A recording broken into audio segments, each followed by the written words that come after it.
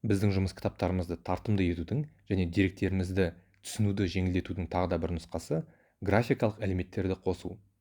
Біз бұны қалай жасау керектігін қарастырайық. Графикалық элементті салғымыз келгенде біз таспадағы вставка кірістіру қойындысын ашудан бастаймыз. Иллюстрация деп аталатын топ бізге көптеген графиканы енгізуге мүмкіндік береді. Фигуры пішіндерді қалай қосуға болатынын қарастырудан бастайық. Біз пішіндердің батырмасына келеміз. Ішінде біз таңдай алатын пішіндердің алуан түрлері бар. Қарапайым бұрышы, дөңгелек, тік төртбұрыштан бастайық. Пішінді таңдау үшін бір рет басыңыз. Енді жұмыс кітабына көшкен кезде сіз кішкене қосу белгісін көруіңіз керек. Пішіннің жоғарғы сол жақ бұрышы басталатын жеріне осы белгісін апарыңыз. Мен осы жерден бастаймын. Енді мен тінтуірді шертіп, ұстап тұрамын және пішінді салуды аяқтағанша босатпаймын. Пішінді салып болғаннан кейін тінтуір түймесін босатыңыз. Пішінді салған сәтте формат фигуры, пішін форматы құралдар деп аталатын жаңа таспа қойындысы пайда болады. Бұл сізге сол пішінді пішімдеуге мүмкіндік береді. Мысалы, пішіндердің стильдерін өзгертуге келейік. Мұнда ашылмалы түймені басыңыз. Бұл біздің тақырыптық түстеріміз. Сіз тек түстерді емес, сонымен қатар тамшы көлеңкесі немесе сөнген эффект сияқты өте жақсы сәндеуді қоса аласыз. Қажетті мәнерді таңдап, оны қолдану үшін бір рет басыңыз.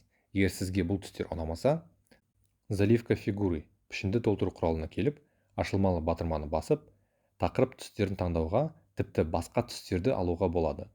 Маған қара қызыл керек, мен оны таңдап окей деп айтамын.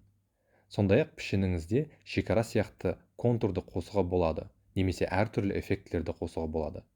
Пішінге мәтін қосу үшін пішінді таңдап, теруді бастаңыз. Бұл жұмыс кітабы менің ай сайынғы шығындарымды сақтауға керек. Сол себепті мен мұнда ежемесячные расходы деп жазамын. Мәтінді теруді аяқтағаннан кейін мәтінді таңдауға болады.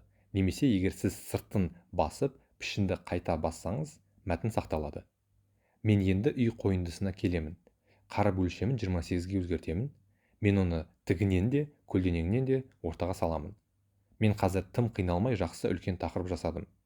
Excel бағдарламасы значки белгішелерді енгізуге мүмкіндік береді, және бұл өте қызықты болуы мүмкін. Мұнда сізде көптеген белгішелер бар екенін байқайсыз. Енді біз ай сайынғы шығындарды қарастырамыз, сондықтан біз деньги, ақшаның белгісін таңдау керекпіз. Ол үшін мұнда деньги деп теріп, өзімізге керегін таңдап, содан кейін вставка кірістіруді басамыз. Содан кейін оны қалаған жерге орналастыру үшін ұстап тұрып сүйрейміз.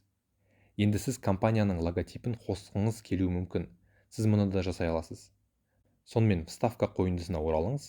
Сурет опциясының ішінде екі таңдау бар. Біріншісі разместить в ячейке, яғни ұяшық ішіне орнату. Бұны таңдасаңыз, суретіңіз ұяшықтан шықпай, сонда орналасады. Және ұяшықты үлкейтіп кішірейткен кезде ішіндегі сурет те сәйкесінше өзгереді. Екінші таңдау разместить над ячейками, ұяшық сыртына орналастыру. Бұны таңдасаңыз, орналастырған суретті парақтың кез келген жеріне жылжыта бересіз. Біз екіншісін таңдаймыз.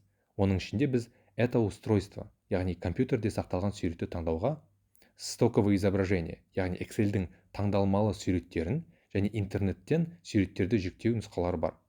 Мен это устройство, яғни осы компьютерде сақталған суретті таңдаймын. Сіз кез келген суретті пайдалана аласыз, бірақ мен осы логотипті қолданамын. Сонымен мен оны таңдаймын.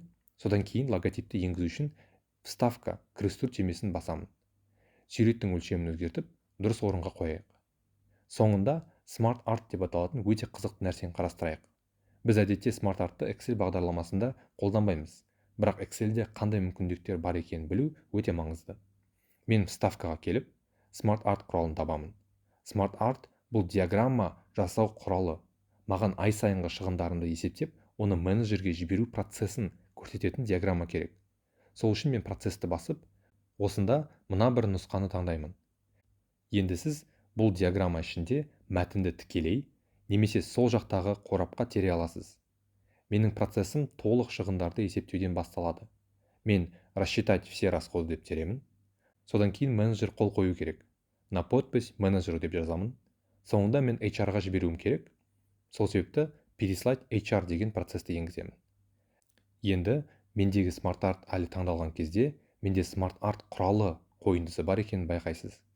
Мұнда мен түстерді өзгерте аламын. Мен қарапайым түрін таңдаймын. Одан басқа сіз эффектілерді де өзгерте аласыз. Енді мен оны орналастырамын. Оның төменгі жағын сәл кішірейтемін. Енін ұзарту үшін сүйреп апарамын. Мен смарт-арттан алшақтаған кезде кішкентай қорап жоғалады. Сонымен менің тартымды көрінетін электрондық кестем дайын болды. Енді оған бірнеше сандар қажет.